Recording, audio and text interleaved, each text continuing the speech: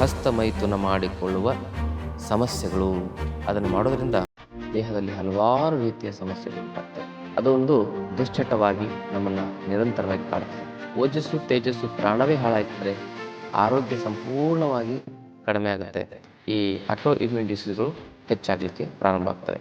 ಹಸ್ತಮೈಥುನ ಮಾಡ್ಕೊಳ್ಳೋದ್ರಿಂದ ಜೀರ್ಣಶಕ್ತಿ ಹಾಳಾಗುತ್ತೆ, ಹೃದಯದ ಸಮಸ್ಯೆ ಬರ್ಬೋದು, ಬ್ರೈನ್ ಹೆಮ್ರೇಜ್ ಆಗ್ಬೋದು, ಪರಿಪೂರ್ಣವಾಗಿ ನಪುಂಸಕತ್ವ ಬರ್ಬೋದು. ಕೆಲವೊಮ್ಮೆ ನಾನ್ ಅಬ್ಸ್ಟ್ರಕ್ಟಿವ್ ಅಜೋಸ್ಪರ್ಮಿಯ ಆಗಿನೂ ಕೂಡ ಕಂಪ್ಲೀಟ್ ಆಗಿ ನಪುಂಸಕತ್ವವನ್ನು ಇದು ನಮಗೆ ಉಂಟು ಮಾಡುತ್ತೆ.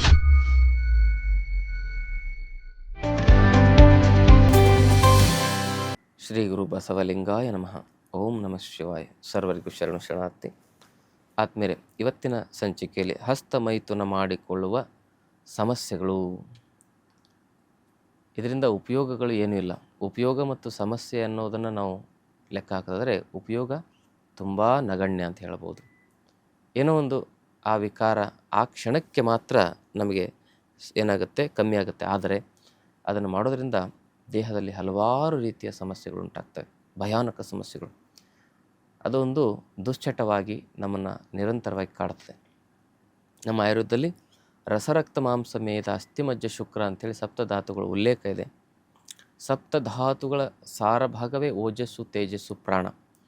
ಆ ಓಜಸ್ಸು ತೇಜಸ್ಸು ಪ್ರಾಣವನ್ನು ಸಂಪೂರ್ಣವಾಗಿ ಹಾಳು ಮಾಡತಕ್ಕಂಥ ಒಂದು ಕೆಟ್ಟ ಕೆಲಸವನ್ನು ನಾವು ಹಸ್ತಮೈಥುನದಿಂದ ಮಾಡ್ಕೋತೇವೆ.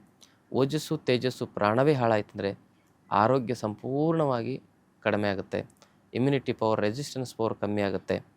ಅದರಿಂದ ಮನುಷ್ಯನ ಒಂದು ಆಯಸ್ಸು ಕಮ್ಮಿಯಾಗಿ ಅವನಲ್ಲಿ ಸಂಪೂರ್ಣವಾಗಿ ಈ ಆಟೋ ಇಮ್ಯೂನ್ ಡಿಸೀಸ್ಗಳು ಹೆಚ್ಚಾಗಲಿಕ್ಕೆ ಪ್ರಾರಂಭ ಆಗ್ತವೆ. ಅದಕ್ಕೆ ಹಸ್ತಮೈಥುನ ಮಾಡ್ಕೊಳ್ಳೋದ್ರಿಂದ ಜೀರ್ಣಶಕ್ತಿ ಹಾಳಾಗುತ್ತೆ, ಹೃದಯದ ಸಮಸ್ಯೆ ಬರ್ಬೋದು, ಬ್ರೈನ್ ಹೆಮ್ರೇಜ್ ಆಗ್ಬೋದು, ಸ್ಟ್ರೋಕ್ ಆಗ್ಬೋದು, ಹಾರ್ಟ್ ಅಟ್ಯಾಕ್ ಆಗ್ಬೋದು, ನರಗಳ ದೌರ್ಬಲ್ಯತೆ ಬರ್ಬೋದು, ಪರಿಪೂರ್ಣವಾಗಿ ನಪುಂಸಕತ್ವ ಬರ್ಬೋದು. ಮದುವೆ ಆದಮೇಲೆ ಅವ್ರಿಗೆ ಮಕ್ಕಳಾಗದೇ ಇರತಕ್ಕಂಥ ಸಮಸ್ಯೆ ಎದುರಾಗುತ್ತೆ. ಕೌಂಟು, ಮೋಟಿಲಿಟಿ ಇವೆಲ್ಲವೂ ಕೂಡ ಸಂಪೂರ್ಣವಾಗಿ ಏನಾಗುತ್ತೆ, ಹಾಳಾಗಿ ಹೋಗುತ್ತೆ. ಅದರ ಜೊತೆಗೆ ಕೆಲವೊಮ್ಮೆ ನಾನ್ ಅಬ್ಸ್ಟ್ರಕ್ಟಿವ್ ಅಜೋಸ್ಪರ್ಮಿಯ ಆಗಿನೂ ಕೂಡ ಕಂಪ್ಲೀಟಾಗಿ ನಪುಂಸಕತ್ವವನ್ನು ಇದು ನಮಗೆ ಉಂಟು ಮಾಡುತ್ತೆ. ಕೆಲವರಂತೂ ಕೂಡ ಇದನ್ನು ಅತಿ ಹೆಚ್ಚು ಮಾಡಿ ಹಾರ್ಮೋನ್ ವ್ಯತ್ಯಾಸದಿಂದ ಹಿಜಡಾಗಳು ಕೂಡ ಆಗಿರೋದು ಉಂಟು. ಗಂಡು ಮಕ್ಕಳಲ್ಲಿ ಈ ಥರ ಸಮಸ್ಯೆಗಳಾಗ್ತವೆ, ಹೆಣ್ಮಕ್ಳಲ್ಲೂ ಕೂಡ ಅದೇ ರೀತಿಯಾದ ಸಮಸ್ಯೆಗಳನ್ನು ನಾವು ಕಾಣಬಹುದು. ಹೆಣ್ಮಕ್ಳು ಸಹ ಇತ್ತೀಚಿನ ದಿನಗಳಲ್ಲಿ ಯುವತಿಯರಲ್ಲಿ ಈ ಹಸ್ತಮೈಥುನದ ಒಂದು ಸಮಸ್ಯೆ ಹೆಚ್ಚಾಗ್ತದೆ. ನಮ್ಮ ಆರೋಗ್ಯ ಕೇಂದ್ರಕ್ಕೆ ಪ್ರತಿ ತಿಂಗಳು ಸುಮಾರು ಒಂದು 5ರಿಂದ 10 ಜನನಾದರೂ ಈ ಥರದ ಸಮಸ್ಯೆಯನ್ನು ಉಳ್ಳವರು ಬರ್ತಾರೆ. ಏನು ಮಾಡೋದು, ಅವರಿಗೆ ಹೇಳ್ಕೊಳ್ಳಿಕ್ಕೆ ತುಂಬ ಮುಜುಗರ ಆಗುತ್ತೆ. ಆದರೂ ಕೂಡ ಆರೋಗ್ಯದ ಸಮಸ್ಯೆ ಅವ್ರಿಗೆ ಎದುರಾದಾಗ ನಾವು ನಾಡಿ ಪರೀಕ್ಷೆ ಮಾಡಿ ನೀವು ಈ ಥರ ಮಾಡಿದಿರಿ, ತಪ್ಪು ಮಾಡಿದಿರಿ ಅಂತ ನಾವೇ ಹೇಳ್ತೇವೆ. ಅವರಿಗೆ ಹೇಳಿದಾಗ ಅನಿವಾರ್ಯವಾಗಿ ಅವರು ಒಪ್ಕೋತಾರೆ. ಹಾಗೆ ನಾಡಿ ಪರೀಕ್ಷೆಯಲ್ಲಿ ಅವರು ಏನು ಮಾಡಿರ್ತಾರೆ ಅಂತಕ್ಕಂಥ ವಿಚಾರವನ್ನು ಕಂಡುಹಿಡಿತಕ್ಕಂಥ ಕೆಲವೊಂದಿಷ್ಟು ಅಂಶಗಳು ನಾವು ತಿಳ್ಕೊಂಡಿದ್ದೇವೆ. ಹಾಗೆ ಈ ಒಂದು ಹಸ್ತಮೈಥುನ ಹೆಣ್ಣುಮಕ್ಕಳು ಯುವತಿಯರಲ್ಲಿ ಅತಿ ಹೆಚ್ಚು ಆಗಲಿಕ್ಕೆ ಕಾರಣ ಅಂದರೆ ಅಶ್ಲೀಲವಾದ ವಿಚಾರಗಳನ್ನು ಕೇಳೋದು, ಮಾತಾಡೋದು, ಆಮೇಲೆ ಚಿತ್ರಣಗಳನ್ನು ನೋಡೋದು, ಇವೆಲ್ಲ ಮೊಬೈಲು, ಟಿ ವಿ ಬಂದು ಇವೆಲ್ಲ ಸಮಸ್ಯೆಗಳು ಹೆಚ್ಚಾಗಲಿಕ್ಕೆ ಮೂಲ ಕಾರಣ ಆಗಿದ್ದಾವೆ. ಅದಕ್ಕೆ ಇದೆಲ್ಲವನ್ನೂ ನಾವು ಸರಿಪಡಿಸ್ಕೊಳ್ಳಿಕ್ಕೆ ಬೆಳಗ್ಗೆ ಎದ್ದು ಕಪಾಲಭಾತಿ ಪ್ರಾಣಾಯಾಮ, ಭಸ್ತ್ರಿಕಾ ಪ್ರಾಣಾಯಾಮ ಮತ್ತು ಅನುಲೋಮ ವಿಲೋಮ ಪ್ರಾಣಾಯಾಮ,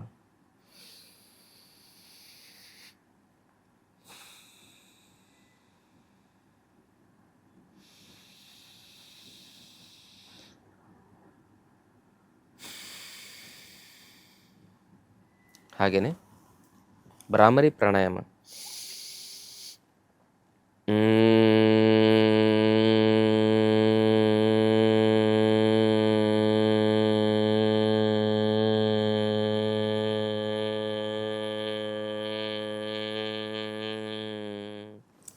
ಹೀಗೆ ಈ ಪ್ರಾಣಾಯಾಮಗಳನ್ನು ಅಭ್ಯಾಸ ಮಾಡೋದು.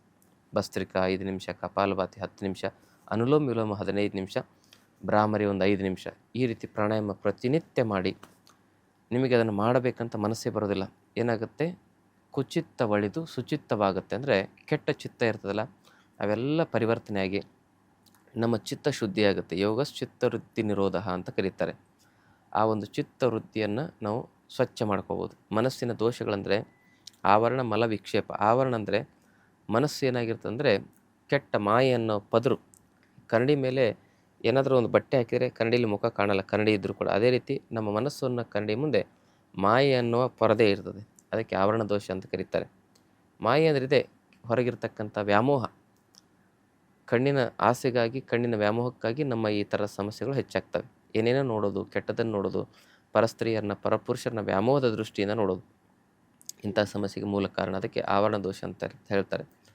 ಮಲ ಅಂದರೆ ಕೆಟ್ಟ ದೃಷ್ಟಿಯಿಂದ, ಕೆಟ್ಟ ವಿಕಾರ ದೃಷ್ಟಿಯಿಂದ ಯಾವಾಗಲೂ ಅದೇ ಗುಂಗಿನಲ್ಲಿರೋದು, ಹೊಲಸು ತುಂಬಿದ ಮನಸ್ಸು, ಮಲದೋಷ ಅಂತ ಕರೀತಾರೆ. ಮನಸ್ಸಿನಲ್ಲಿ ಈಗ ಶರೀರದಲ್ಲಿ ಹೇಗೆ ಮಲ ಇರ್ತದೆ, ಟಾಯ್ಲೆಟು, ಅದೇ ರೀತಿ ಮನಸ್ಸಲ್ಲೂ ತುಂಬಿಕೊಳ್ತದೆ ಅದು.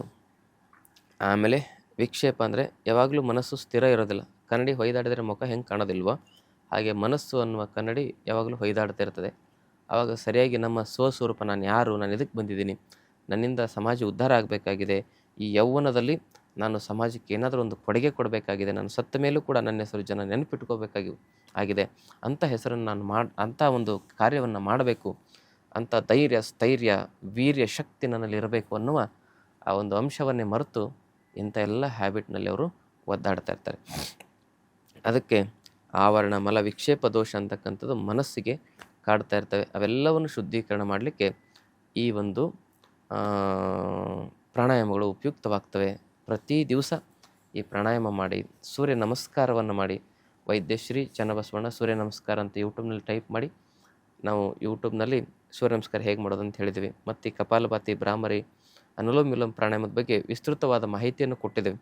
ಅದಕ್ಕೆ ವೈದ್ಯಶ್ರೀ ಹೆಲ್ತ್ ಟಿಪ್ಸ್ ಮತ್ತು ಶ್ರೀಗಂಗಾ ಯೋಗ ಅನ್ನೋ ಯೂಟ್ಯೂಬ್ ಚಾನಲಲ್ಲಿ ಒಂದೊಂದು ಪ್ರಾಣಾಯಾಮದ ವಿಶೇಷ ಉಲ್ಲೇಖ ಇದೆ. ಅದರಲ್ಲಿ ನೀವು ಸರ್ಚ್ ಮಾಡಿ ನೋಡ್ಬೋದು.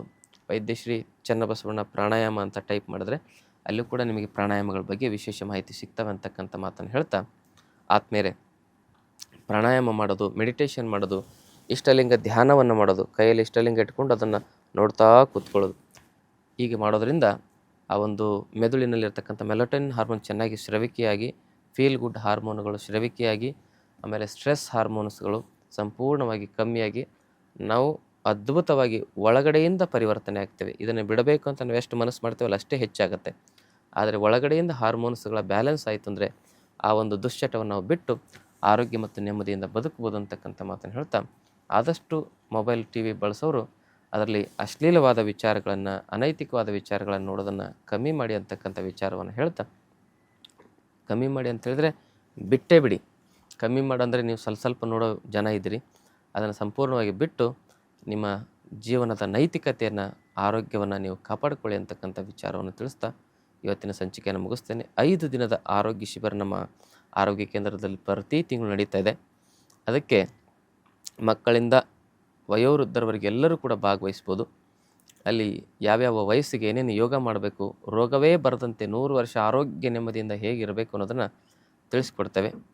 ಆ ಒಂದು ಶಿಬಿರಕ್ಕೆ ತಾವೆಲ್ಲರೂ ಭಾಗವಹಿಸಿ ಅದರ ಪ್ರಯೋಜನ ಪಡ್ಕೊಳ್ಳಿ. ಶರಣು ಶರಣಾರ್ಥಿ. ಮತ್ತಷ್ಟು ಆಯುರ್ವೇದ ಹಾಗೂ ಯೋಗ ಹೆಲ್ತ್ ಟಿಪ್ಸ್ಗಾಗಿ ಶ್ರೀಗಂಗಾ ಯೋಗ ಚಾನೆಲ್ನ ಸಬ್ಸ್ಕ್ರೈಬ್ ಮಾಡಿ.